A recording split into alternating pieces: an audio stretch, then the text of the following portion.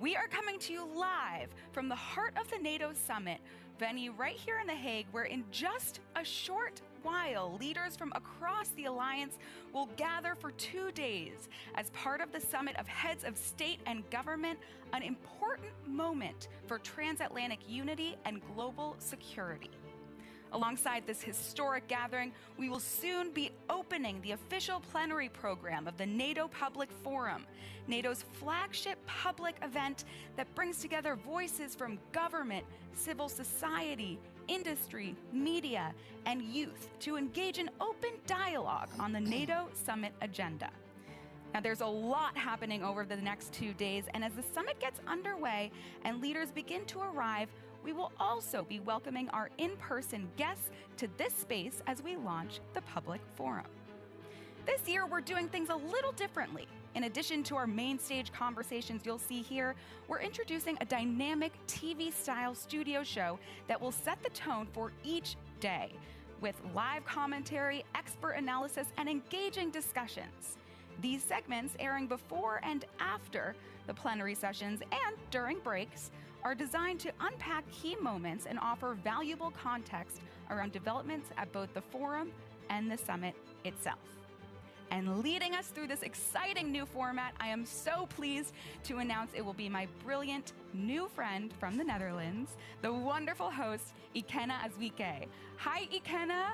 Good morning, Donna. What an introduction. Oh, my goodness. Thank you. I'm so happy to see you, and I know you will be at the helm of so much going on. What do you have for us over there? Yes, well, you're absolutely right. You've already said a lot. We're here to kick off over here, and it's big first day of school energy. But I guess, okay, what is Studio Bravo? Well, while Studio Alpha handles the main program, think suits, scripts, perhaps choreographed handshakes, here in Bravo we're doing things a little differently, like you said, TV talk show style. So deep dives with high-level experts, a little bit more context and reflection on what gets talked about on your stage. So we're a little bit of the buttoned up and you're a little bit of the buttoned down. Yeah, if you like, if you like. Well, I know it's going to be engaging overall, and I'm so excited to start our program as well as yours. Thank you so much, and we'll see you soon. You're very welcome. Thanks very much, Donna. All right. Right, so good morning. Yes, everyone. Welcome to this first ever session here at Studio Bravo, the NATO summit. In a bit more detail, what is Studio Bravo? Well, think of it like a pop-up talk show, but with fewer celebrity breakups and significantly more geopolitics. My name is Ikena Azwike, and it's my pleasure to be your host over the next couple of days. Now, as I alluded to in my conversation with Donna just now, our opening show is all about the why. Why are we gathered here? Why now? And why does resilience, be it political, economic, even psychological, matter when it comes to improving our security? To help unpack all of that, we have some wonderful, knowledgeable people at the desk just behind me. So let's go meet them.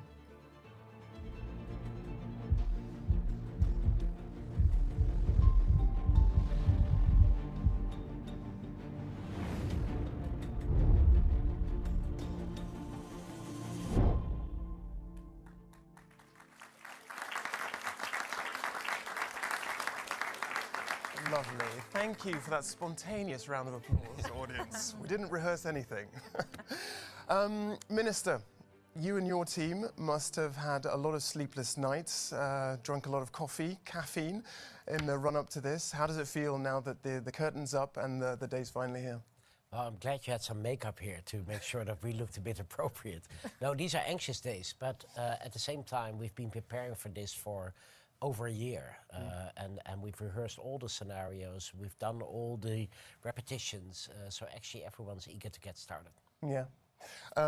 Before we continue, let me introduce everyone who's at the table here, because we've got yourself, Minister of Justice and Security of the Netherlands, Mr. David van Meel. We've got from the Geopolitics and Security Studies Center in Lithuania, also a host of past NATO summits, Linas Kojala. We have from the Atlantic Council's Europe Center in the US, Rachel Rizzo.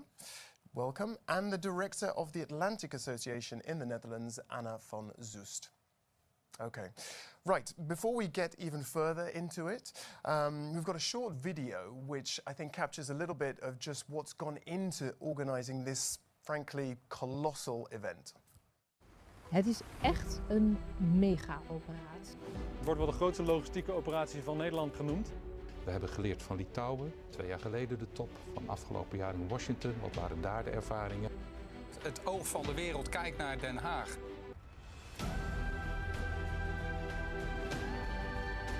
Ongeveer 6000 deelnemers, heel veel hoogwaardigheidsbekleders uit alle lidstaten. Nou, de beveiliging die daarbij komt kijken, de mobiliteit.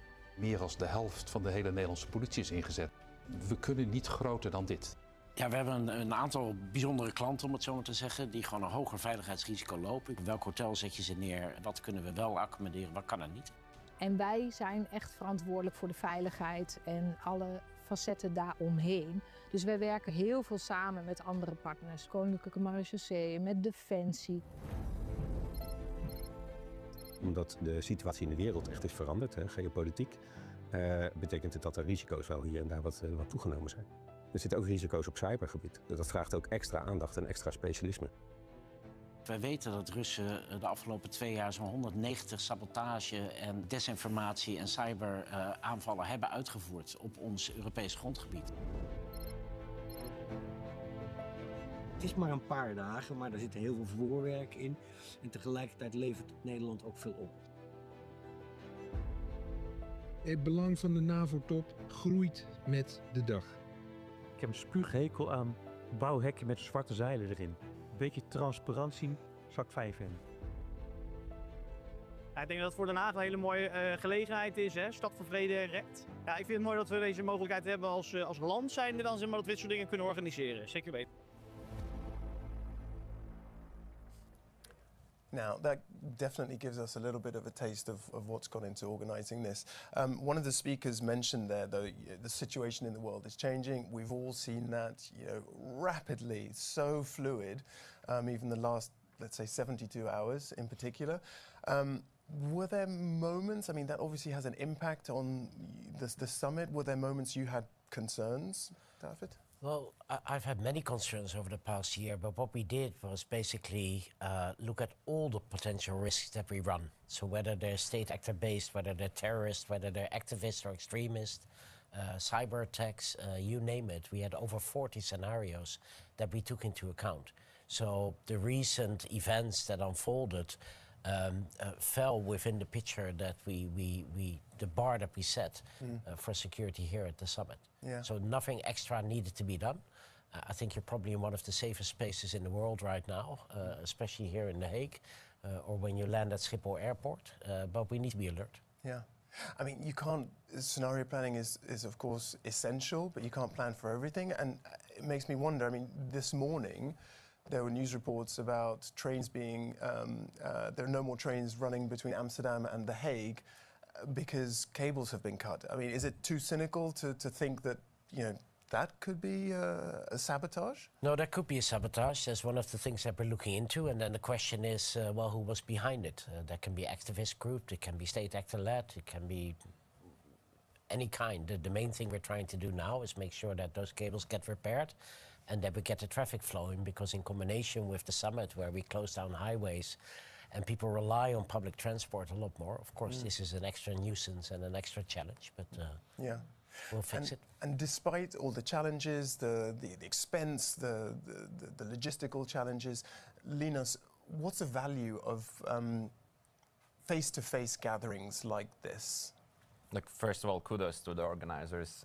You age quickly during the process. It's a difficult one, but also very enriching one. Yeah. So I think we cannot replace direct contact with people, direct conversations, and the public forum really adds up to the main summit because it extends the audience of the decisions being made at NATO. It directs connection with the audiences in various countries at NATO and outside of NATO, and because we need to explain those decisions. Those decisions are usually difficult. They involve spending more money on defense. They involve, building up resilience. They involve understanding of the changing geopolitical environment. So in order for us to be kind of fully ready for all of the scenarios, we have to involve the academia, the think tanks, but also, a regular citizen of a NATO country. Yeah. So I think NATO Public Forum really plays that role. Yeah, but I mean, Rachel, you've been involved in public forums before. We could do this on Zoom, couldn't we? I mean, sure, you could do it on Zoom, but I think it would be pretty uninspiring. I don't remember the last time I was truly inspired by a Zoom call. It's been quite some time. But no, I think that what you said is correct. There's no replacing in-person conversations and the spontaneity and sort of serendipity that comes from those conversations. In-person, face-to-face meetings, I think, show the sort of cohesion that not just would-be adversaries are looking for, but that citizens are looking for as well. Of course, that cohesion has been difficult over the last few years, just given this new U.S. president and sort of how he feels about the alliance, but I'm heartened by the high-level statements that have come from people like Marco Rubio and the U.S. Ambassador to NATO about the U.S. commitment to NATO, and hopefully that's something that we can highlight and show over the next few days. Okay, but let's build on that a little bit. What do you think is at stake at this summit, bearing in mind the context you just sketched out? Well, I mean, one thing that we talk about is, societal cohesion and resilience. There's a reason that societal cohesion is so important, because when there are cracks and fissures within that, it's easily exploitable, and our would-be adversaries, I think, look for that. And so what's at stake now, I mean, last year in Washington was the 75th anniversary of NATO. It was a huge summit. We were meeting in Washington where the Washington Treaty was signed 75 years prior. And I think that the stakes have only grown over the last year. There are, this is almost a cliche phrase, but we're living in unprecedented geopolitical times. But I think that's true. I mean, even just given what's happened over the last couple of weeks and certainly the last few days. But I think showing that cohesion, coming away from the summit with the agreement to increase defense spending for the Europeans, I mean, these are things that are on the line, but it will also affect how Europe is able to defend itself for decades to come. Okay, so cohesion, increased defense spending, kind of a unity Europe-wide. Anna, that says a lot already, but what would make this summit a success from your point of view? This summit is very much about security and what is needed to stay safe in Europe, in North America. That's what we're going to talk about. It's also very much about Europe giving a very clear signal to the United States that it's ready to step up. So it's also very much about transatlantic relations, about the transatlantic bond, and ultimately these are decisions about war, about peace, about money. Decisions that will affect millions of people, and we really need to build a bridge between what's discussed here and what people in their home countries experience from day to day. And that's what we're doing with the public forum. Is the bottom line, though, just money at the end of the day? Is that really what's going to do this? Is it the 5%? As soon as we hit that, then everyone's going to be, the Americans are going to be happy? Well, in all honesty, I think what's going to happen and be decided today and tomorrow is incredibly important, but the hard work is still to come.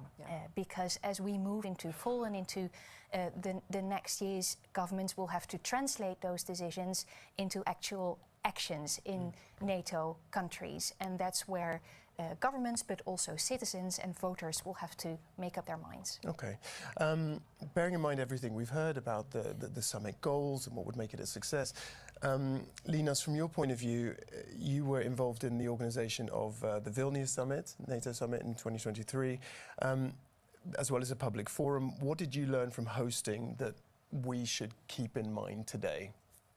Well, these summits are of existential importance for countries such as Lithuania, but others as well. I'll tell you a short personal anecdote. I was walking on a street in Vilnius just a couple of months ago, and I comment on international affairs for many years, so people recognize me sometimes. And a woman approached me, and I don't know the woman at all. She was well-dressed, very smart, and she asked me a question. Is your daughter still in Lithuania?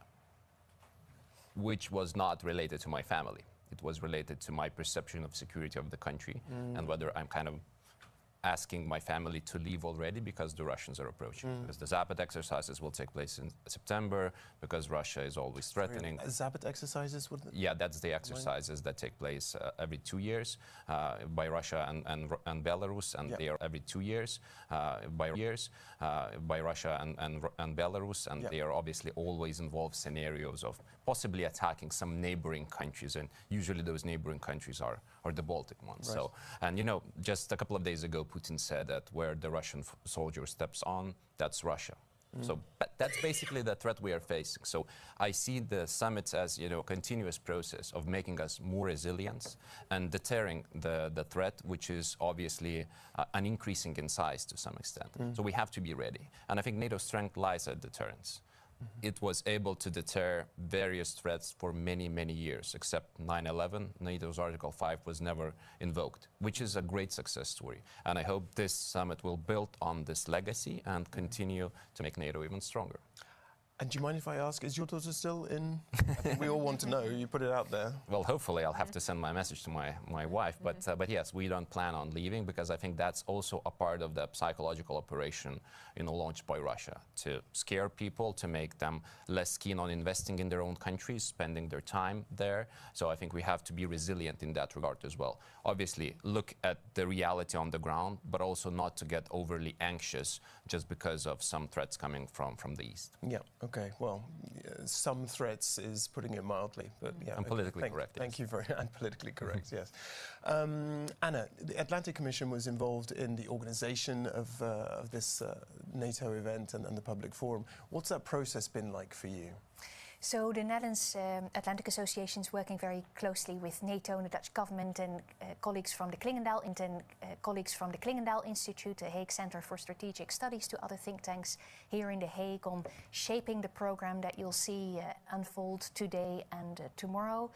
We're hugely excited because we're really trying to turn the summit inside out, to have the leaders come to the stage and explain why decisions have been taken and what it means for all of us. But we've also tried to use the wealth of knowledge and experience amongst participants and put those leading voices on NATO and the transatlantic bond, put them around the table, make sure that they have a chance to comment and to analyze. So you'll see leaders explaining the decisions top down, but also all of us here around this table with you, Ikenna, discussing and analyzing what these decisions are going to mean for us. Yeah. Analyzing what these decisions are going to mean for us. Yeah, and I said Atlantic Commission, I meant Atlantic Association, of course, thanks. How does this particular edition differ from previous ones? Have you been to a previous public forum? I have indeed, and I am sitting here with great respect for my Lithuanian and American colleagues who have worked very, very hard on previous summits and previous editions of NATO public forums. So they know the massive puzzle that we have to lay with people arriving at different times and scripts and table settings, and it's a huge logistical exercise. But it's also very much about fleshing out what decisions really need to be explained and given the stage. What is this summit really about, and what do people want to hear more about, and making sure that we design a program that's both informative but also interesting enough for people to follow at home. And in terms of the difference between, I mean, Rachel, this is the first time I've been at the public forum. For me, I mean, the level of security is extremely high. Is that normal? Is this is it more heightened now, would you say? Oh yeah, I mean, this is, for any of us who have been to previous public forums, I mean, you've never seen so many policemen and women in such a small area. Military. I mean, absolutely. This is, like you said, Minister, this is probably one of the safest places in the world you could be right now. And it was the same for Washington. You know, I've been in Washington for almost 12 years now. So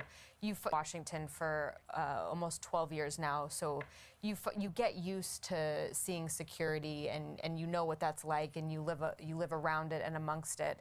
But when you have not even just 32 world leaders, but more than that, with the leaders of the Indo-Pacific countries coming as well, when you have all of them descending on Washington, it's a very small city. In just a matter of a couple of days, you see the nature of the city really change. And for people that aren't involved in the public forum or aren't involved in foreign policy and national security, it can be a little bit unnerving because you're walking down the street and you're walking by, you know, Humvees and armored vehicles and tanks.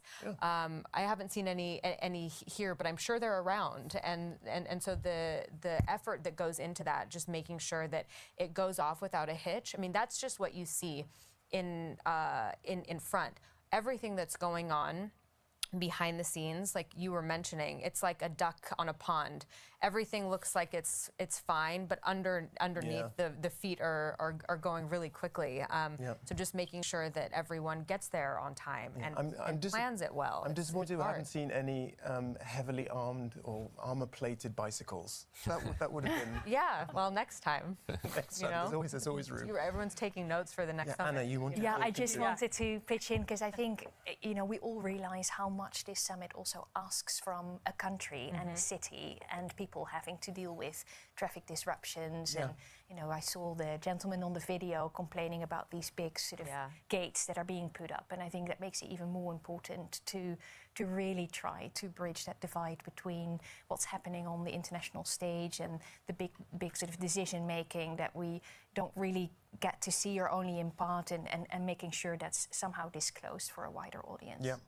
And talking about decision-making, you know, I saw one newspaper headline that framed this summit as 32 countries involved, although it's actually 45, but nevertheless, 32 countries involved, but only one man matters.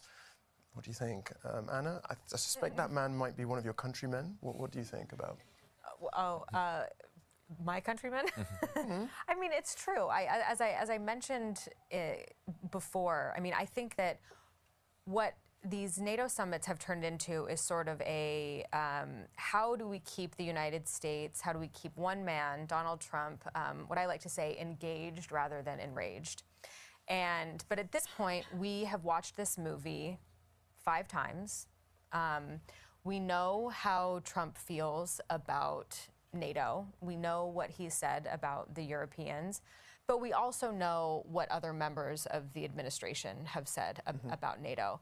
And so my hope is that NATO tells its story and Europeans tell their story, because it's a good story to tell.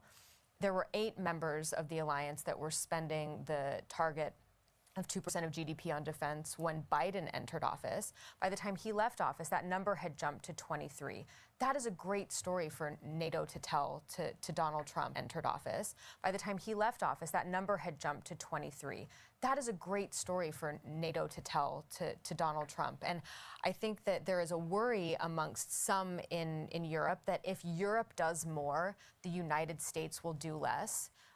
Well, if this administration is planning on doing less anyways, which I think it perhaps will be, then Europe does need to do more. I am of the mind, though, that Europe doing more will actually keep the Americans more engaged. And so let's see how these conversations turn out over the next couple of days. I think there might be turnout over the next couple of days. I think there might be some other distractions that are, you know, going on, but that might actually be a good thing for NATO. Okay. And about those conversations, it's obviously super important how those conversations are perceived. Anna, you talked about the general public already. I'm wondering, Minister, again, given the global situation, instability, seems to be a new unraveling every 24 hours.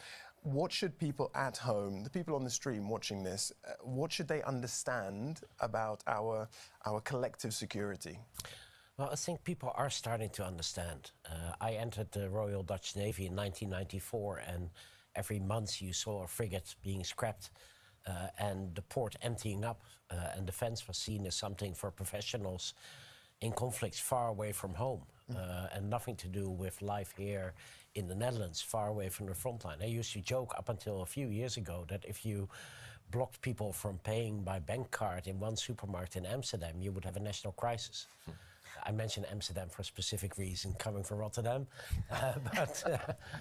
But this was the kind of resilience that we were in. We didn't believe in war anymore, and that's why we stopped investing in it. I think people really understand now, having seen the full-scale invasion in Ukraine, having seen how Russia acts, having seen all the attacks and sabotage that we're already seeing, that defense matters, that security is something that without security, all the rest doesn't matter anymore. But you need security as a base. Do you think they really feel the need to bring that sense of collective security into their homes, though? I feel people read it and we see it and you're worried about it, you're anxious. But what can people themselves and families do to prepare for rougher times? That's a good question. We need a sort of a cultural change. And especially in a country that's been far away from the eastern border, that's hard to do. And I see myself as a guinea pig. So I started when I came into office with sitting in talk shows and talking about the need to have a 48-hour emergency package. So that when something happens, it doesn't have to be a war, it can be floods, it can be electricity blackouts, that people can take care of themselves because the government might not be there. And in the beginning, people were laughing at that. And you would have one hand going up if somebody asked if they would survive for 48 hours. Now we're nearing the 40% of people that have prepared themselves for 72 hours or longer. We see that municipalities are looking at emergency gathering points, at shelters, at having emergency stocks in the house. Companies are looking at their supply chains. So yeah, I do think that we're slowly waking up that this is reality and we need to prepare. And you mentioned the Eastern Front, Linas, in Lithuania, what's it like there? How ready is the public there? Do they have 72-hour go bags? Well, we still have work to do. Obviously, our defense spending is going up. Next year, it's going to be 5.25% of GDP, so that's obviously a very high number, and that involves a lot of spending. Civil readiness as well, though? Yeah, civil readiness as well, because we've had this issue for many years. I mean, the issue of Russia being our neighbor, meaning that we have to be, agile in reacting to any circumstances. So hybrid threats are not something that we have been facing since 2014 or 2022. We've been facing that since 1990 when Lithuania regained its independence. So people are, I think, more resilient on the NATO's eastern flank than some living in the western part of Europe. But I think there is still more work to do because in the end, I think people need to understand that the state would need their qualities in case of any potential threat. Qualities that the people are best at doing. For instance, if you're a doctor, you can contribute by being a medical professional at the time of any threat. If you are an engineer, you can add up to this. So it's not also only about talking about who's going to be on the front lines defending our own countries with guns and military means. There are other ways of contributing to countries' defense, and I think this kind of mentality has to shift because otherwise we face this threat of being attacked and then feeling that we have to leave. So what do you do? What do you do personally then? Well, of course, you have to have a backpack ready, just in case. What's in there? Well, some stuff, I'm not going to be revealing, the secrets. Pokemon cards? Well, you need to have some hobbies, even at the time of any threat. But basically, you have to have a plan B in order to make the plan A work. So whenever you are ready, you have all the things that you are may need at any particular situation. I think you are feeling much more relaxed and prepared, and that level of preparedness makes you feel less anxious, and that involves not only military issues. Yeah, but I really want to get into this because this is something very real for people. They're wondering, okay, how far does this have to go? We've all seen Netflix dramas about how to flee a situation, but the minister sketched out things that are in place or starting to get in place from local councils. What would the process be? I mean, there's some sort of alarm signal that goes out to the general public. People grab backpacks, people go. Where do they go? What's in those backpacks and what should they be prepared for? Can I give you a small example? We had a big blackout in Portugal and Spain just a little while ago. And what you saw is that having 12 hours without power already creates panic and anxiousness. And all of a sudden, the small candles, the vaccine candles, went for €60 a piece. There's always someone that makes money off these kind of especially in the Netherlands. Things. But that's the kind of things you need to prepare for. No electricity. What do you do? How do you cook? Buy a paper map. Do you have a barbecue? If it's winter and it's cold and your central heating is off, how are you going to keep warm? Those are it's very elementary. I think most people will survive for 72 hours with what they have in their house, but it's the process, as you said, thinking about it, feeling prepared, that creates the real resilience, and that's a great deterrence as well. Yeah. And the same question to Linus then, what do you do at home with your family and your 3 kids and your partner? So I have a gas barbecue, so that's my backup for cooking, and the rest of the neighborhood is welcome, by the way. You can also make it a general a bonding. We've got a general invitation. We have stocks of food that we can use that don't always require water to cook in, because that can be scarce in times. We have loads of water that we can live off. We have a fireplace to keep warm. We have a radio that works on batteries. Battery packs for your phone, because your phone will be empty after 12 hours. And what do you do then? How do you keep in touch? So it's not rocket science.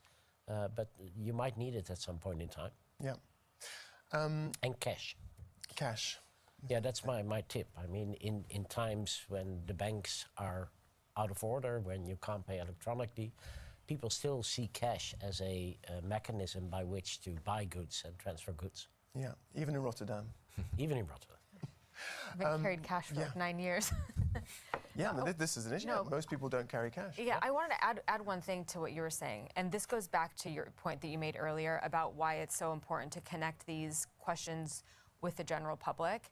Hearing you talk about preparedness in Lithuania, it's a totally foreign concept to me because I'm American and because we are surrounded by 2 massive oceans, and the idea of an imminent threat is not something that we live with, and we're very lucky in that sense.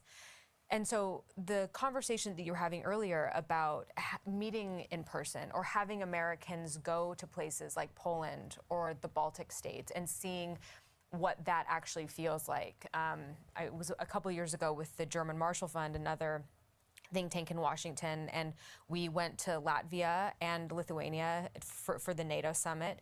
And you have conversations with people and you really feel, you really get a sense of what that is like, living very close to a potential threat and how imminent that could be.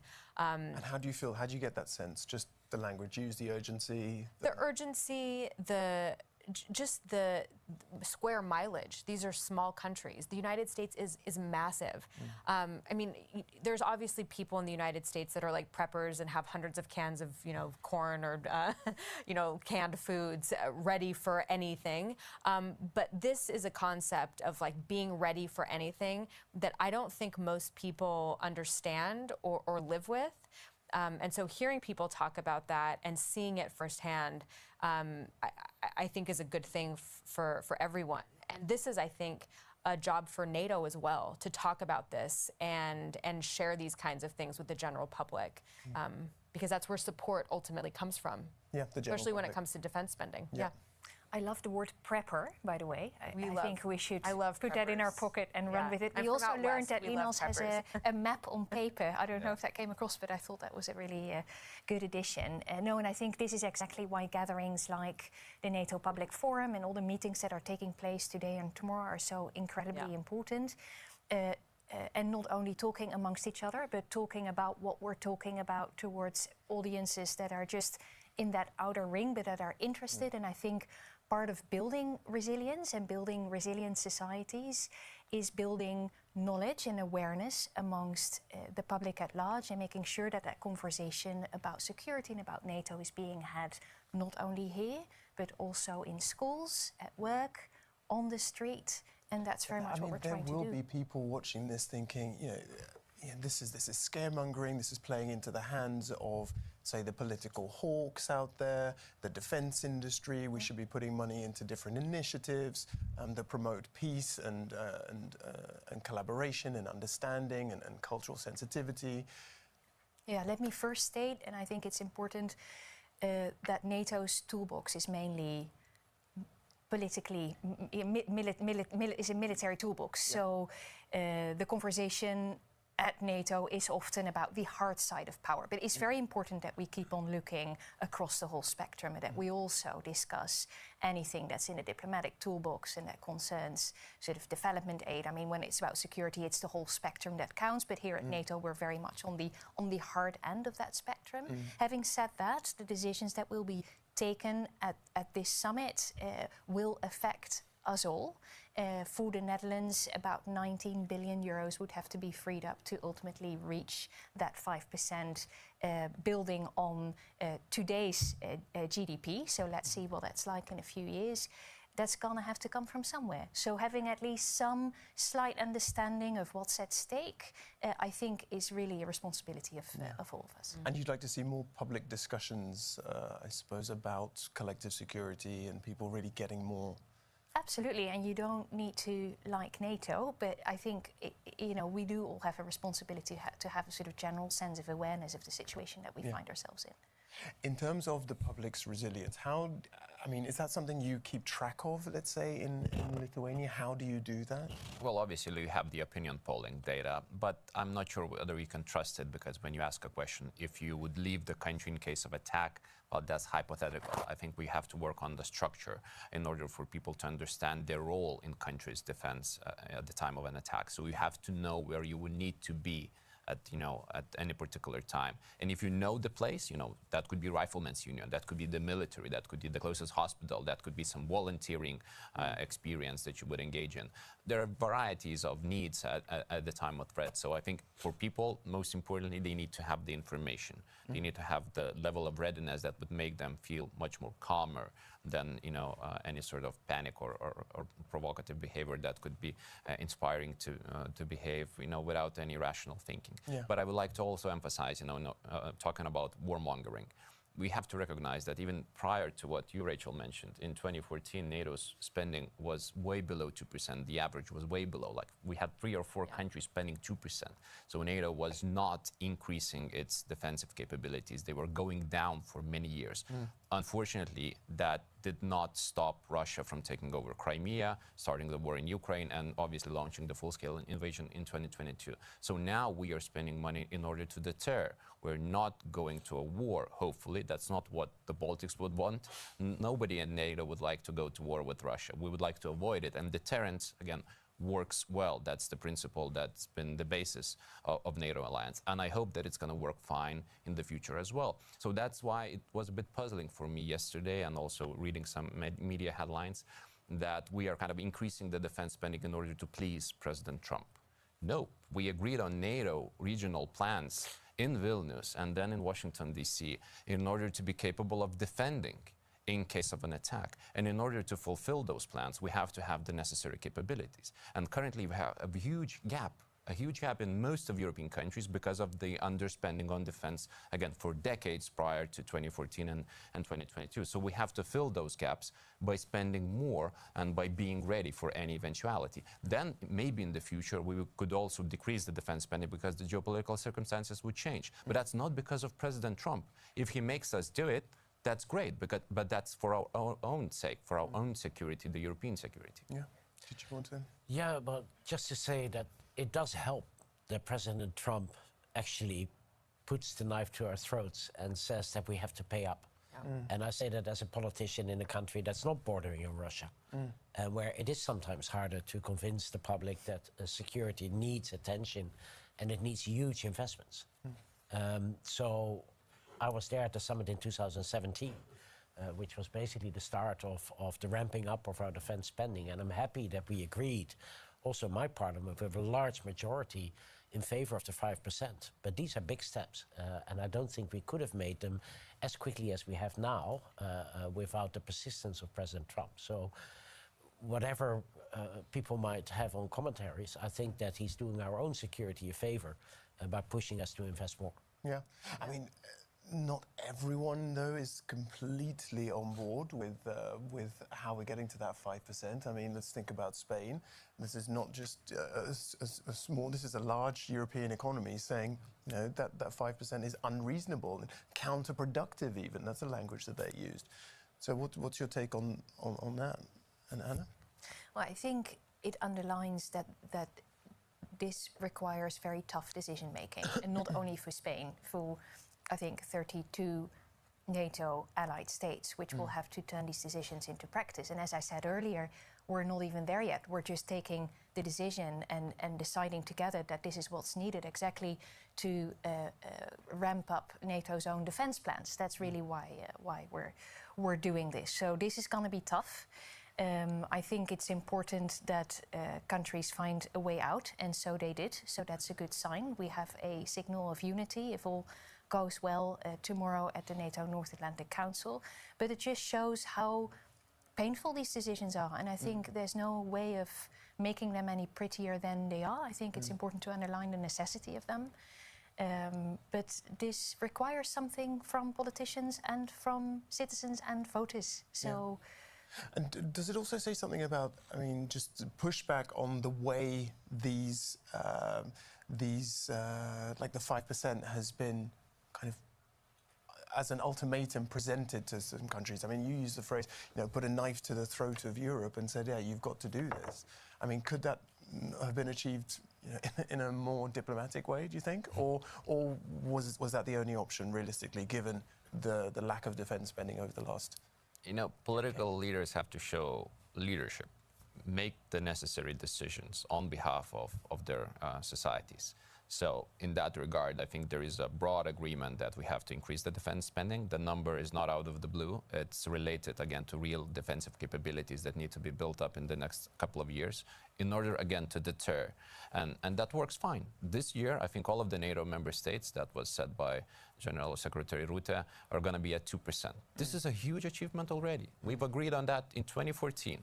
It took more than a decade for all of the countries to catch up to this. So it takes a while, but unfortunately, we are on borrowed time. Ukraine bought us some time by defending against Russia so successfully and by obviously deterring any attacks on NATO countries.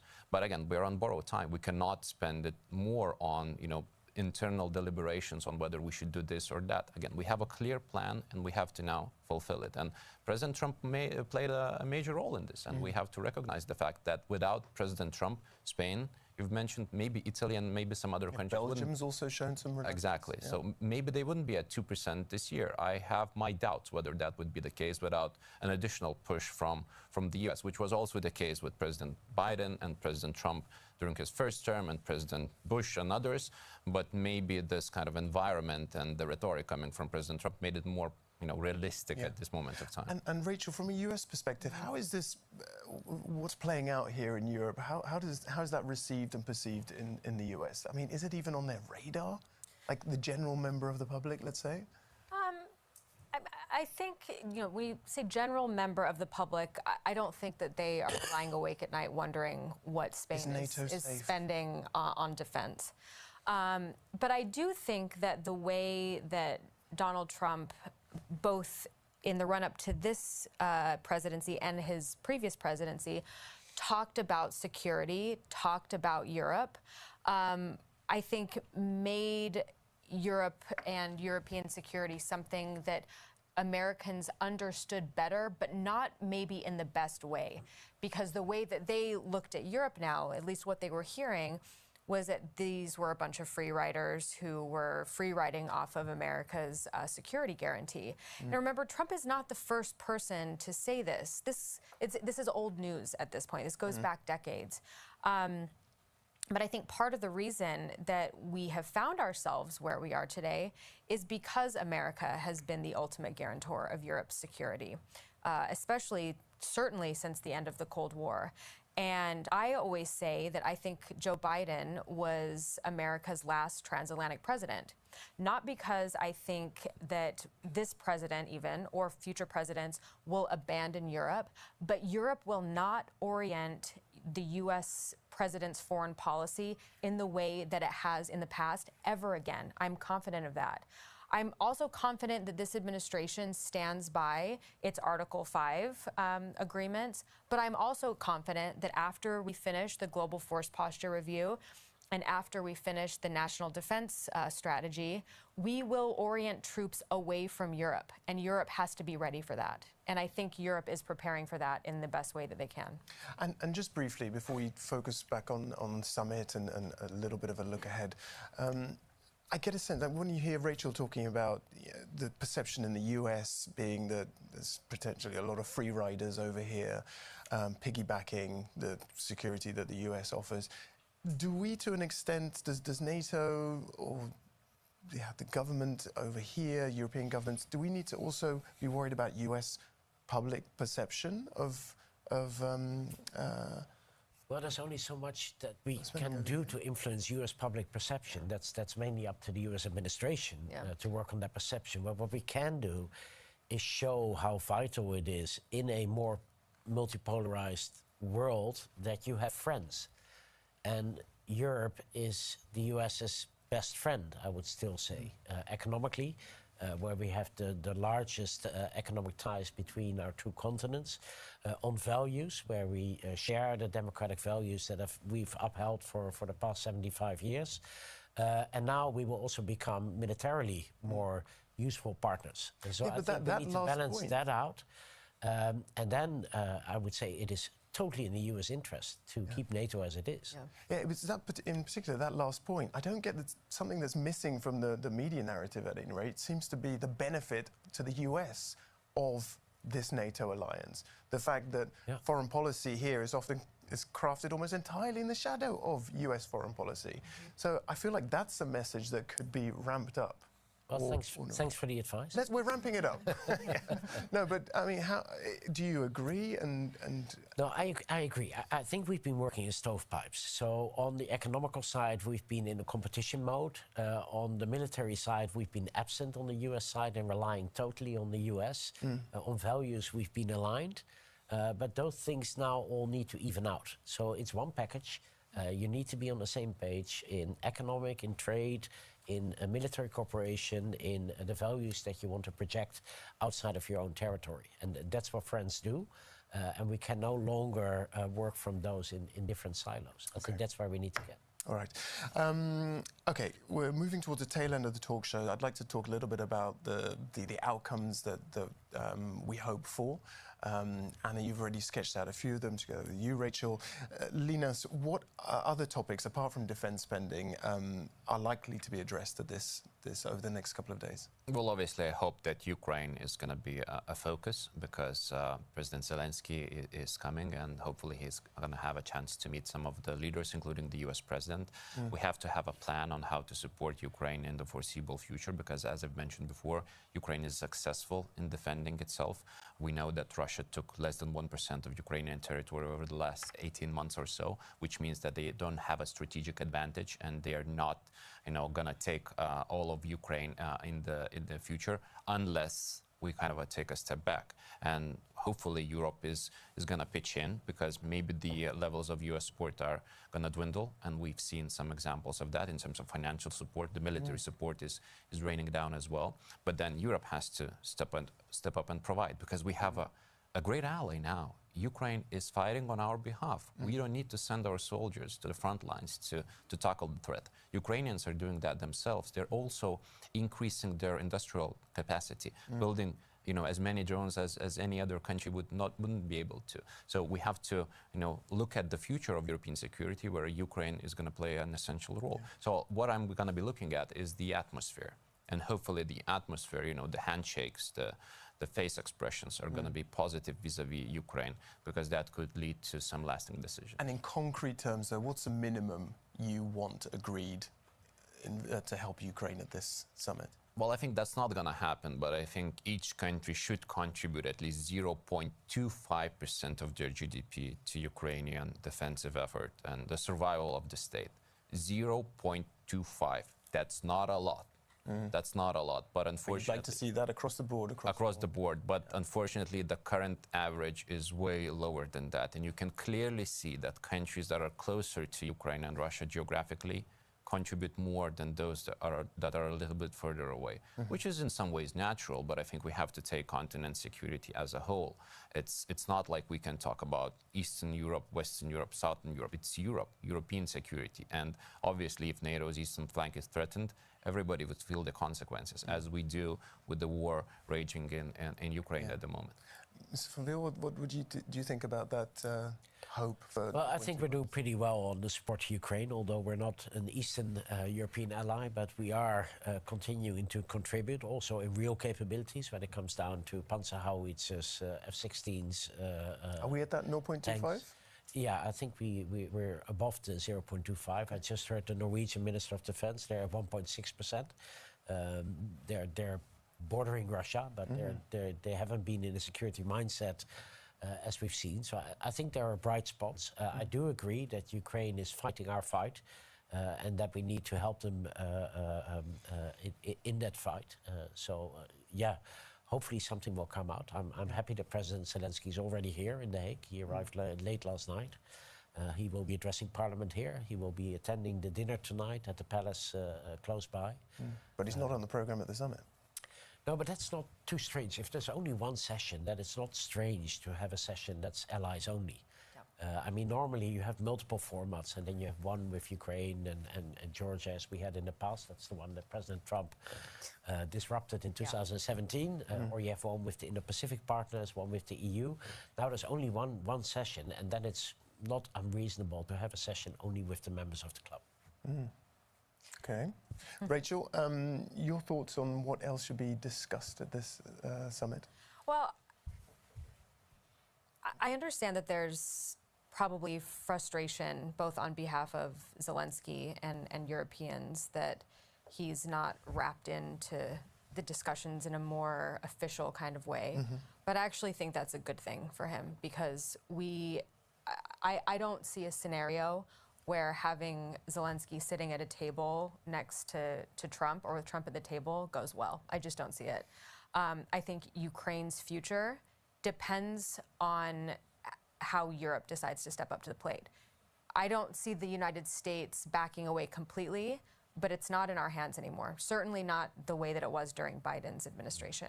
And this is why I think I was partially so frustrated by the outcomes of the summit last year, because in the communique, I think it was in the communique, it certainly was talked about a lot, that Ukraine's bridge to NATO was short and well lit. I don't think that's true. It's long and it's dark. And so that future is dependent upon what Europe decides to do now. And so having those conversations on the side without the United States, I actually think is a better outcome for the future of Ukraine but that said, Europe the communique last time around was very detailed. It was long and it set out steps. Yeah, but and the soundings now are that it's going to be kind of on the back of a postage stamp. Sure. I mean, the hard work, no matter what is included in a communique, the hard work starts when you go back to the Capitol. And the hard work starts when you go back to NATO headquarters. And you really decide how are we going to reach 3.5% on hard security and 1.5% on these sort of like tangential security issues. It's good to show unity around a table, but the second that these communiques come out, especially the second that Europeans sign on to 5%, you are giving the Trump administration and potentially another future Republican administration a cudgel with which to hit you with.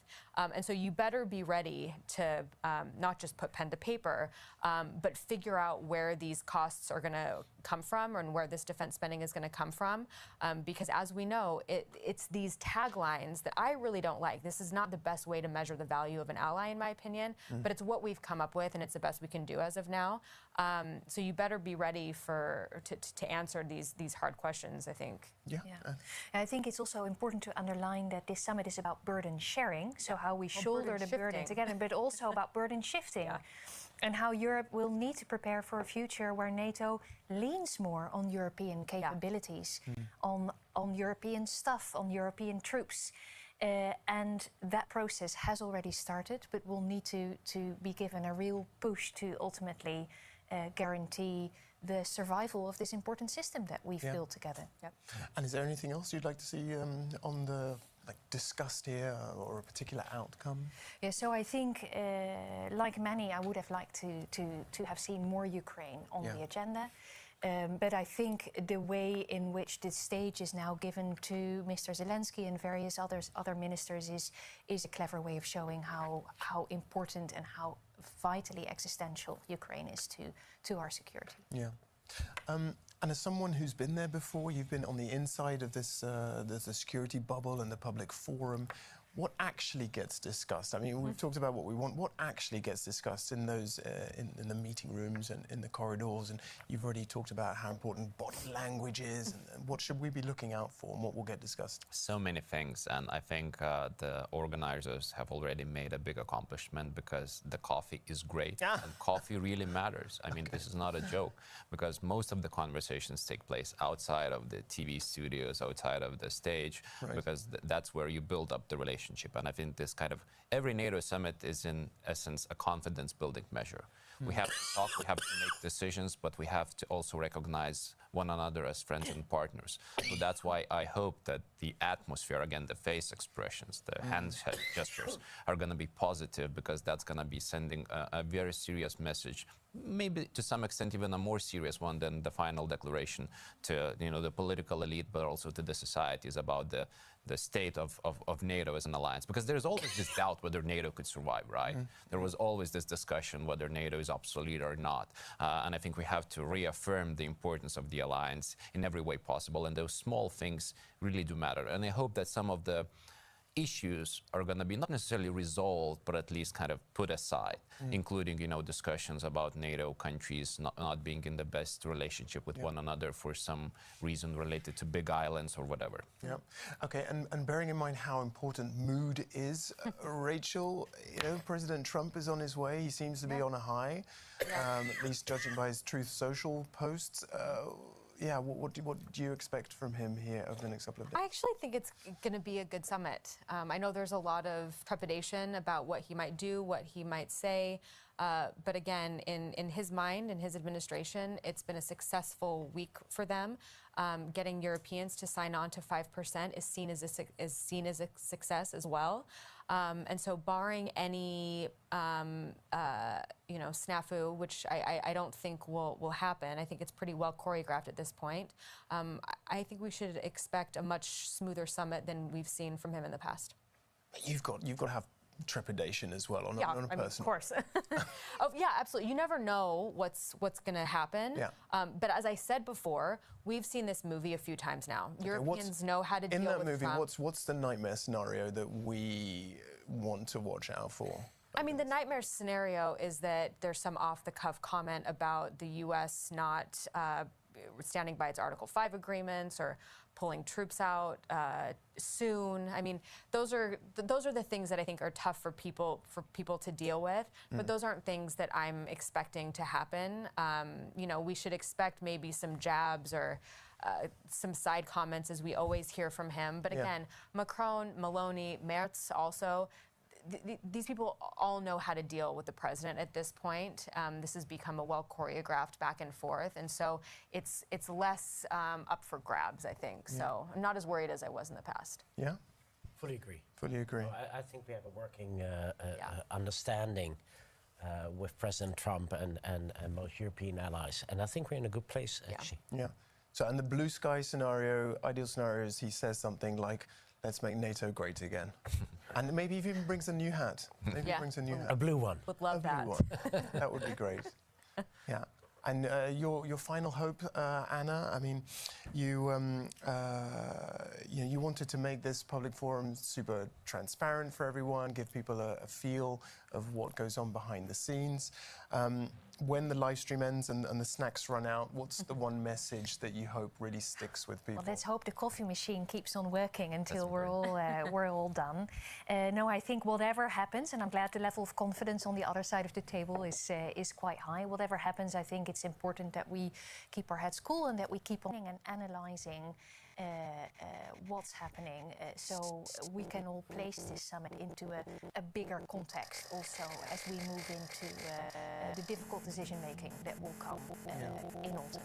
And I've one final plea if I might make it, that I hope that during the next summit that me and my colleagues that are responsible for this civilian resilience side are also part of the conversation.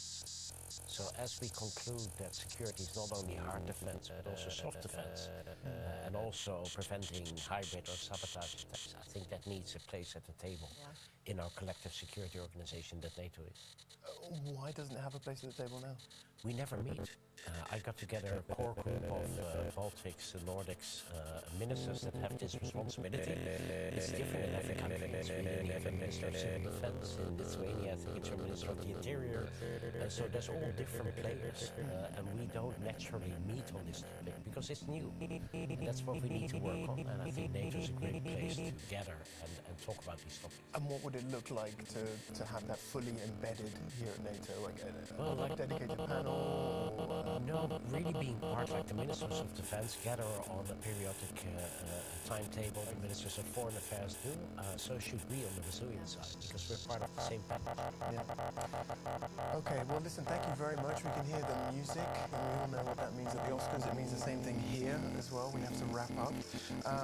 Thank you all for your insights, and back home, thank you for joining us here. You can join us again at 12:40 Dutch time for a show devoted to the hot topic of defense spending. In the meantime, that's it from us here at Studio Bravo, because it's now time for the official opening of NATO Public Forum 2025. So let's hand back to Donna at Studio Alpha.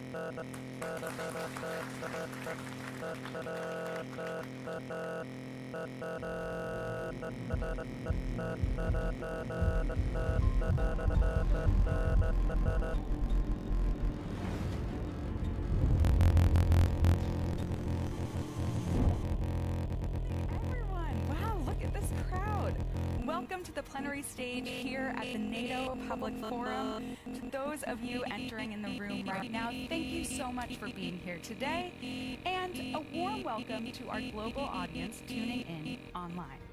I'm Donna Farazan. I am your Master of Ceremonies for today and tomorrow's plenary program here at the NATO Public Forum, and it is a true honor to be here with you all today. We are now ready to officially kick off the day here at the NATO Public Forum, NATO's flagship public event taking place alongside the summit of heads of state and government. We are joined by an incredible audience. As you can see, over 500 of you are in the room right now, and thousands watching from across the world. To officially open today's proceedings, it is my great honor to welcome the Secretary General of NATO. He will be joined in conversation with Benedikt Franke, Vice Chairman and CEO of the Munich Security Conference. Take it away. Welcome.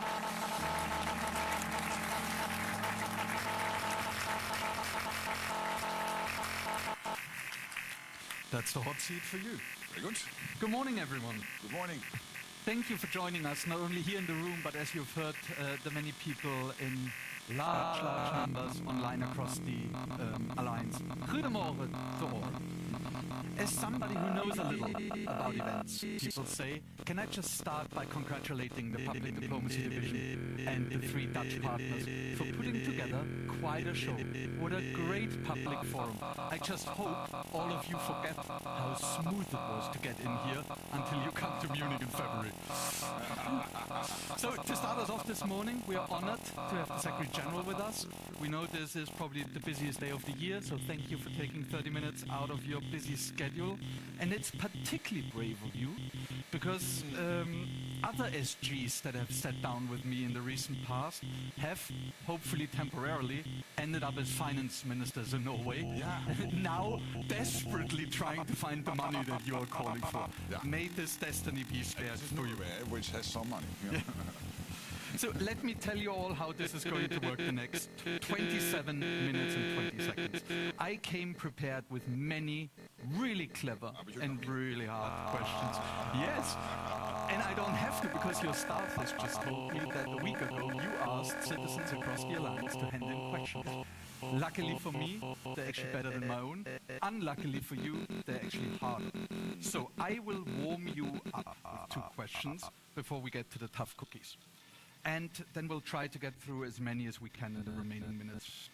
So, Secretary General, you have taken the take your work home approach to a totally new level. How does it feel to host your first ever summit here in your hometown, The Hague? I feel so proud that it is in my hometown, and some Dutch journalists think that this was very well prepared. In 2022, when we started with NATO to have this lobby to have the summit, this was at the Madrid summit, to have the NATO summit in The Hague, we thought about the 75th in 2024. But the US basically said, well, no, never. That will go to Washington. You can get the one after in 2025. Okay, also fine, but I was not able to plan for a summit and elections and for me become a Secretary General all at the same time. So, yes, I'm a brilliant planner, but not so good. But it feels really great to host a summit here in The Hague. Now, not me personally, it is now, of course, Dick Schoof doing it, the new Prime Minister, but I'm really proud. I live in this city, I was born in this city, I was raised in this city. I love this city, so it's very special. So central to the summit is, and that is also very clever, the Hague Investment Plan, branding wherever one looks, as agreed by the defense ministers a little earlier this week. Talk us through the plan. Why is it important and what does it mean for the alliance? Yeah, this is really important. And let me just highlight what happened yesterday. Germany announcing that Germany wants to reach the 3.5% of core defense spending, and therefore the overall 5%, not in 2035. They want to reach it in 2029. Sweden announced last week they want to reach in the coming years the 3.5%. Norway, under the wise leadership of course, Jonas Steur, the Prime Minister, but also with the help of the Finance Minister, one Jens Stoltenberg, we know him very well, will reach the 3.5% and therefore the 5% in the coming years. So these are the first announcements now coming in. We know that countries like Poland and Estonia, Latvia, Lithuania, Finland, they are very close, already over the threshold, and many others will follow. So, and why is this important? Because we know that Russia is reconstituting itself at a pace, at a speed which is really staggering and frightening. And so we have to stand ready. If we don't, we cannot defend ourselves in 3 to 5 years from now. Today they know if they try anything, our reaction will be devastating. But we have to make sure that in 3 to 5 years they won't try. So if we want to prevent war, spend more, peace through strength, we can put every label on it, but they are all true. So this is really historic. Perfect. And I mean, we keep talking about defense spending, we also keep talking about the defense industry. We've been talking about the defense industry for ages. What's different this time? What's different this time is that it is serious and that the defense industry now finally knows what we need. So in the past, when I came in October, we had a big meeting in November with the CEOs of the big defense industry companies in these beautiful residences in Brussels. They told me, yeah, Mark, but we need 10-year contracts. I told them, we can't, because in the US, you have a yearly cycle. In Europe, you will have election-to-election cycle. Forget about 10-year contracts. But now what we have is the spending plans. We know the money is there. Take Germany again. They will more or less double their money spent on defense compared between 2021 and 2029. So that is from about 70 billion to about 150 billion. This is just one country in NATO doing this. So we know the money is there, and because we have finalized the NATO defense planning process, where Pierre von Jay, who is sitting here as the Allied Commander Transformation, but of course also the International Staff Headquarters with all the allies has worked very hard on this to assess what are the capabilities each of the allies need to deliver if Russia or anyone else would attack us. From there, we came to the conclusion that we needed a 3.5% core defense spending, so the industry now knows this. What we are seeing at the moment is that finally, but this can still be done at a more rapid pace, they are putting in the extra production lines, the extra shifts, but again, more needs to happen. We will have an industry forum later today. I'm constantly in contact with the defense industry, so I'm hopeful we will get there. But the Russians are really doing this. You know, this figure, I think it is for them the 152 ammunition, they are producing in 3 months what the whole of NATO is producing in a year, and they are 25 times smaller as an economy than the overall NATO economy. So this is not sustainable long term. So we have to ramp that up. And you might say, yeah, but you also need drones and AI. Absolutely, we will do all that. Yes, exactly. We'll see. No, but we will absolutely do all that. But every general is telling me, and please not yes that I'm right, that still, when it comes to warfare, the base is stockpiles of ammunition. And yes, then we also need, of course, the drones and the AI and all the new technology. You feel warmed up now? Yes. So we'll go to the questions. Oh, this was the easy. Yeah. This was the easy part. So I think you'll see them back on the screen here. We'll try to get through as many of them as possible. The first one is from José Pereira from Portugal. With the US strikes on Iran's nuclear sites, alongside the Israel-Iran war, the Hamas-Israel conflict, the Ukraine-Russia war, how can NATO defend its allies? NATO can defend its allies by 2 things. One is a deal. A deal we struck in 1949 when NATO was established that an attack on one will be an attack on all. But not just that. That's important. That's the Article 5. But what we have in NATO is the structures, the command structures, the intelligence structures, everything in place to back that up. So it's not just that I will tell you, I will come to your rescue if you get attacked. And we will see then when it happens how I will do that. We have everything in place, everything arranged, everything organized to make sure that we can do that. So NATO was not established only to fight the Russians if they would attack us. They are our most immediate long-term threat, immediate and long-term. But we also see China reconstituting itself. We see what China, North Korea and Iran are doing supporting the war effort of Russia, the unprovoked war against Ukraine. So this is very serious business. Iran providing the drones technology to Russia and the drones themselves. And we see the impact they are having now in Ukrainian cities every day, killing innocent people. So this is all interconnected. So what we need to do is to make sure that we have the plans, the people, the money in place, and then we can protect our 32 allies. You just mentioned people in place. Emmanuel Jacob from Belgium has asked how to translate increased defense spending in additional troop numbers, including better recruitment practices and retention. Very good question, Emmanuel. And this is happening as we speak in most NATO allied countries. I know from my own country that the State Secretary here in this country is working on this day and night, how to make sure that you have actually the people in place to make it happen. You will see some countries moving to general conscription, other countries are taking different views on this. Of course, this is for each ally to decide how they will do this when it comes to the HR policies, but everything is geared to make sure that we have the troop numbers. We heard from Germany, again, sorry, that I come back to that example. I like that. Yeah, and I know, and it's not to slime with you, but it's working. It's working. You're really very kind. They need, in the short term, about 60,000 troops, and longer term it will be even more. So that means that you need the recruitment process in place, you need to have the salary structures in place, the money, etc., etc. But of course that's there now, because if you spend not 70 billion but 150 billion in the case of Germany on defense, then the money is there also to improve the salaries you pay to your men and women in uniform. So, Jean Cotalin from the United States of America says Poland shows that European publics remain deeply reluctant to paying these costs that you've just mentioned of higher defense spending. Are we at risk of a NATO-SATO gap? No, I would not agree with Seen on this, because when you look at the latest opinion polling, you see that many people, and it is getting to really high numbers, are supporting the fact that yes, there is a direct threat from Russia, that yes, if we do not invest now, we are really at risk that the Russians might try something against NATO territory in 3, 5 or 7 years. And therefore there is a large-scale support. I see it in my own country. I see the polling data this morning in NRC newspaper in this country saying that there is now a majority of population really supporting the extra money spent on defense, because this is the great thing about democracies. You cannot fool people. So the people living in this country and all other NATO allies, they know that there is a change. We are not living in happy lands after the Berlin Wall came down. We are living in much more dangerous times, and there are enemies, adversaries who might want to have to make sure that we defend our beautiful way of life and systems and our values. In Munich, we love the elephant in the room, as you know from your many times there.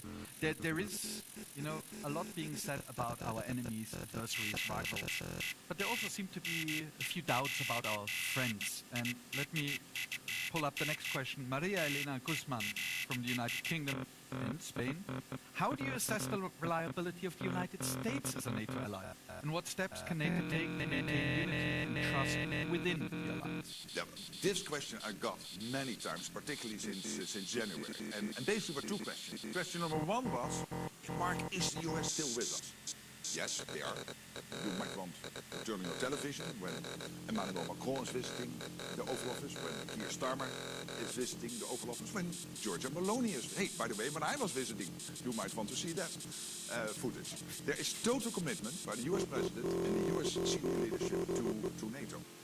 However, it comes with an expectation. And the expectation is that we will finally deal with this huge pebble in the shoe, this huge irritant, which is that we are not spending enough as Europeans and Canadians. And they want us to equalize with what the US is spending.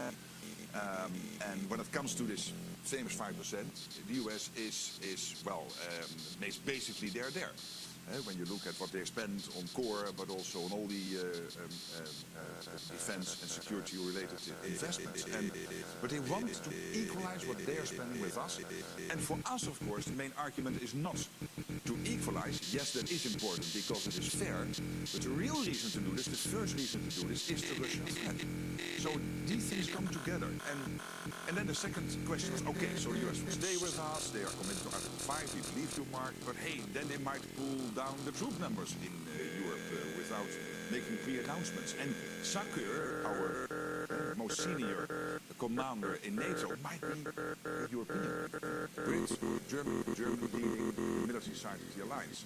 There are many reasons why it is an American, because America is delivering all these enablers to NATO, also in Europe. So you want a US senior general to lead the military alliance on the military side. I said, well, okay, I don't think it will happen. And hey, guess what? The new Supreme Allied Commander has been announced, and last time I checked his passport, it was US.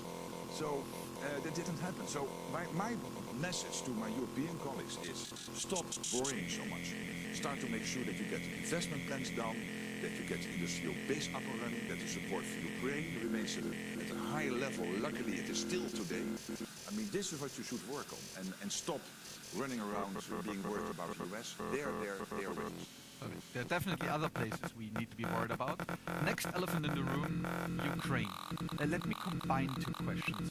Here from the Netherlands, Vincha Koldek says, with global attention shifting to the Middle East, how is NATO ensuring that Ukraine remains a priority? And later on, we have a question from Misha Ayev from Ukraine. How close are we to the solution of the Ukrainian conflict? And let me add a third bit to that question. We were fortunate enough to have the Ukrainian foreign minister with us yesterday at dinner at this wonderful Klingendahl Institute. And Andrei Sibia was there. Yes. Oh, that's great. So, and he said that his great hope for the summit, obviously, is that the president gets some face time, but also that there will be concrete commitments to Ukraine. So what can you already say? How close are we to the solution? Will there be concrete commitments? And will the Middle East shift have a negative impact? If we would not be able to deal with, yes, the Middle East, which is very big, commanding all the headlines, and Ukraine at the same time, we should not in the business of politics and military at all. If you can only deal with one issue at a time, that would be, then let other people take over. So I think if we're all in this room and listening in, and the senior politicians and military people are able to deal with two issues at the same time, I don't think that's too much to ask. And by the way, we can, and the evidence is there, because at this moment, the Europeans and the Canadians have pledged for this year 35 billion in military support to Ukraine. Last year it was just over 50 billion for the full year. Now before we reach half year, it is already at 35 billion. And there even are saying it's already close to 40 billion. The numbers I can now commit to are over 35. But I hope, of course, that the one saying it's close to 40 is right. But at least it is over 35. So that is fantastic news. And that means that the support for Ukraine is still at a level even higher than it was last year. And we also see a shift of the burden from the US more to the Canadians and the Europeans, which I think is fair, that we take a bigger share of this burden as Europeans and Canadians from the United States. When it comes to peace, I cannot predict when it will happen. I want to commend President Trump for breaking deadlock. When he came in office, he started a dialogue with President Putin, and I always thought that was crucial. And there's only one leader who could break the deadlock originally, and that had to be the American president, because he's the most powerful leader in the world and leading 25% of world GDP and the mightiest and most powerful military in the world. So him doing that, breaking that deadlock, was very important. This doesn't mean that we are now getting to a deal immediately. It will take time. But it helps, and in the meantime we have to make sure that Ukraine has everything to stay in the fight, that Ukraine is in the strongest possible position when real talks will start. So I'm not talking about these talks which this Russian historian is now leading, going back to 1,000 years ago, and then who was responsible for whatever.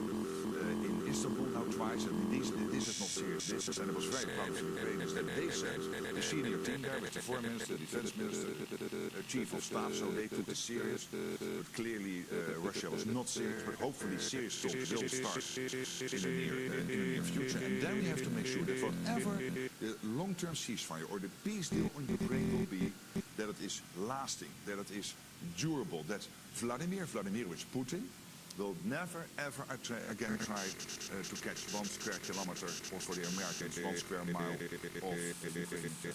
Let me add, yes, I think that deserves a round of applause. Let me add one more quick point on Ukraine, if I may. That's not on the list. I know this. You took my cards away, so how could I? See, what Andrei said yesterday is that for the past 3 years, 2.5 years, Ukraine, they've been security consumers within Europe. But they're slowly but surely turning into security producers. What is it that we at NATO, that you at NATO HQ are learning from the conflict in Ukraine? Enormous, a lot. So we have this joint organization now in Poland, JTEC, which is capturing all the lessons from the war. And of course we are learning day in, day out from what the Ukrainians are doing. We're also learning that and seeing that the Russians are copying what the Ukrainians are doing in 2 or 3 weeks. So it is a learning cycle which basically takes 2 or 3 weeks at a time. It forces us at NATO and in each allied country to really reconsider things through all our basic defense concepts compared to 3.5 years ago. So that's one. Second, don't forget, Ukraine is one of the biggest producers of weapons in Europe. It has a huge defense industrial base. The problem is, there is an untapped potential of about $35 billion, which they still could develop. And the good thing now is, we mentioned Jens Stoltenberg before, and Norway, but that we also mentioned Denmark and Lithuania, that many countries who have seen their own stockpiles getting more and more depleted are now also investing in this defense industrial base in Ukraine, so that Ukraine can therefore produce the weapons it needs to produce for the warfare. It's also helping them economically, it's helping them long term, because the defense industrial base will be there after the war, also of course for Europeans and other allies to buy from. And let's not forget, by the way, that Turkey has a very big defense industrial base. We sometimes forget what they have. I visited some of their companies, it's really impressive. That's one of the reasons we have to make sure that the Turkish defense industrial base is as closely connected as possible to the UK, Norway and the European Union. Let's not have these fences drawn up within NATO. That won't help. But back to Ukraine. And then of course we have the Czech ammunition initiative, which started now 1.5 years ago, in February 2024, and which is really successful, and making sure that 155 ammunition and other delivered into Ukraine keep on going. Let's go back to the questions. I'm not sure how the UK sneaked in the second question, but they did. How does the Secretary General, i.e. view the situation on the alliance southern border, given Russian influence in Africa, persistent conflict, climate change, fragile governments, and migration? This is one of the reasons why we constantly have to do the 360 degrees. Because, as I said, our long-term direct threat is Russia, but it is not the only threat. There might be others. China is not having now 4 of its defense companies in the top 10 defense companies worldwide, only because of the parade in Beijing. They might want to do some stuff with their military capabilities going forward. And we know the risks that we run with Taiwan, and that if that would happen, then obviously Xi Jinping will call his junior colleague in the Kremlin and tell them, hey, Vladimir, I back you up so much now. You know who is really in power in this relationship. It's not you, it's the one on this side of the line. Can you keep them busy in Europe? So that's China and Russia. Then when it comes to the southern border, it's crucial. And this is something Spain and Portugal and Italy and Greece have consistently fought for. That NATO is very much concentrating on the southern border. We are opening an office in Jordan. Of course, we have the NATO mission in Iraq. We are helping in the G5 Sahel. Mauritania is a close partner, for example. We know that whole region, when you look at the map, China and Russia are rapidly, when it comes to Africa, and the G5 Sahel, but also generally Africa, Mid and North Africa, the Chinese and the Russians are rapidly gaining influence. So let's not be naive. That's why we have a special representative. I personally am a special representative for the southern neighborhoods. No, sorry, for the south, and therefore southern neighborhoods in the southern flank. And he is constantly traveling, this guy, really excellent, traveling all these countries and making sure that wherever NATO can help. Perfect. We've around 5 minutes left. 2 more questions, I think, both of them. The Prime Minister.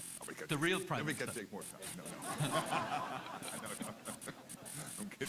So, next question from Estonia, Eva Zula. How do we speed up the adoption of emerging and disruptive technologies, including for use in missions and operations? But this is crucial. And as I said, yes, this is all happening, but let's not forget about the base, and that's the ammunition, because I'm really worried about ammunition. I'm happy that the UK is now building 6 new ammunition factories as part of their defense plans launched 3 weeks ago. But of course, when it comes to emerging and disruptive technologies, we have to be at the forefront here. Again, the war in Ukraine, the Russian war of aggression against Ukraine, is giving Ukraine and the whole of NATO a lot of insights when it comes to exactly this question. We also know that, of course, this has an impact on cyber, on hybrid. It's one of the reasons why this is on the agenda today and tomorrow, hybrid, cyber, etc., to make sure that as an alliance, we can not only fight the visible wars, but we are also able to confront any adversary when it comes to that. And one of the things Pierre did together with fiscal voting when on the 20th of December we had this attack between Finland and Estonia on the sea cables, is that we brought together this Baltic Sentry activity which is now sailing the Baltic Sea. The Russians hate it, they really hate it, so I love it. And this is basically to say, well, hey, guys, you have all these Russian ships, they constantly lose their anchors, and then they have that anchor slap over the seabed for 100 miles. We might do a support mission into Russia to teach your commercial fleet how to sail those ships, because it seems to be very difficult for you guys, if there is no other intention. And one of the things I learned with Baltic Sentry is that when something is called an activity and not a mission, you do not need 32 approval. So I said, from now on, we only have activities and no missions, because it speeds up the decision-making process. They brought together this whole activity, I should not say mission, in 10 days. And this was, I think, one of the fastest deployed activities in NATO history. Yeah. Perfect. Italy has also somehow managed to sneak in 2 questions. I'm not going to take this one, I'm taking one that fits here. It says, in a world like today's, how does NATO plan to increase its defense against cyber attacks? And how specifically will artificial intelligence be used to pursue this target? Yeah, well, obviously this is key. So I've been personally speaking to technology experts on this, but of course that's me as an historian trying to understand that new technology. Don't leave it with me. But obviously we have experts in NATO, in the military side, in the international staff, in the military community, led by Admiral Dragonis. So we have these experts in the building, and I think that's particularly crucial. And again, this is to the underlying of of cyber, hybrid, and making sure that our adversaries know, of course, what we do against them. I don't know, that's for allies. But it's from them to us that we stand ready, that we are not naive. See, I've wondered how Italy sneaked in so many questions. Now I see the admiral, now I know it's all clear. He knows an Italian passport. See, I think we have time for one very quick question and an even quicker answer. Justin Anthony Rogan from Canada. Do you think it'd be possible for a Canadian like me to become NATO Secretary General one day? Absolutely, Justin. I have no idea. It's not Justin Trudeau. I think no, it's just asking for a friend. No. This is absolutely possible. I think it is not tradition that the NATO Secretary, I think, is non-American. I'm not sure only European. I think so far it has not been Canadians. But the idea always has been, I think, from the start, that it is wise because of the US presence in Europe with all the enablers to have the most senior military commander to be an American. And that will continue to be so over the next years. And then for the Secretary General to be a European. But I'm not looking at the Dutch ambassador to NATO. Is there anything against the Canadian one day to become Secretary General? No, I couldn't think of it. So, Justin, apply, but not now. There's no vacancy. There is no vacancy. There's also no more time. Secretary General, many thanks. That was very good. Good luck. Fingers crossed for the next 2 days. Make the most of it. Thank you for mentioning Germany so often. I hope my own government has taken note. Yeah, I get lots of brownie points for this, so this is great. And we now have Dutch Prime Minister up with us. We're honored to have you here. You need to leave straight away, I've been told, but you now have to work. Over to you, Prime Minister.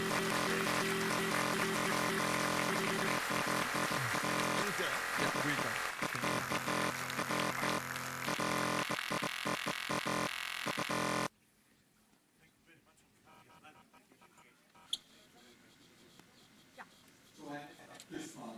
Ceremony.